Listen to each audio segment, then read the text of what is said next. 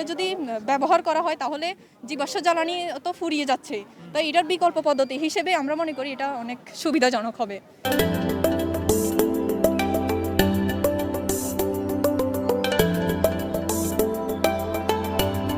আমি এই মুহূর্তে আছি 46তম জাতীয় বিজ্ঞান ও প্রযুক্তি সপ্তাহে। উপজেলা প্রশাসন রামগড়ের আয়োজনে মেলাটি খুবই জমে উঠেছে।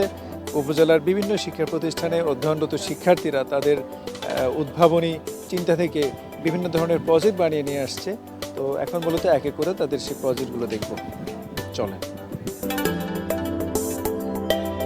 ফাতেমা ইয়াসমিন, একাদশ শ্রেণী, রামগড় সরকারি কলেজের স্টুডেন্ট। প্রজেক্টটির নাম হচ্ছে ওয়্যারলেস পাওয়ার ট্রান্সফার সিস্টেম।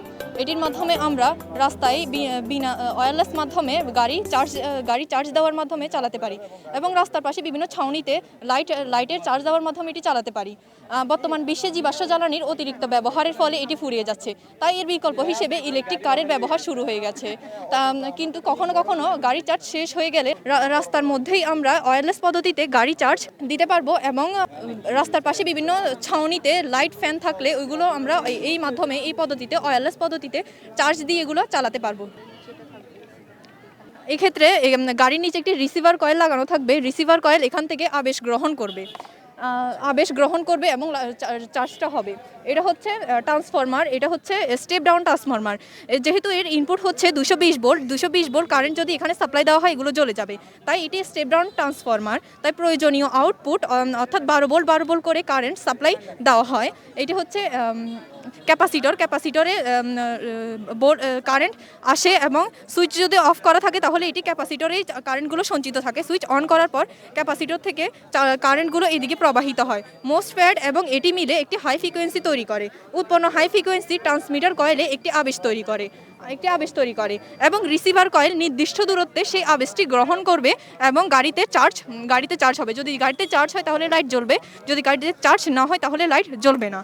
আর এছাড়াও আমরা রাস্তার পাশে বিভিন্ন ছাউনিতে লাইট বা ফ্যান আমরা একই পদ্ধতিতে এগুলো চার্জ দেওয়ার মাধ্যমে চালাতে পারি।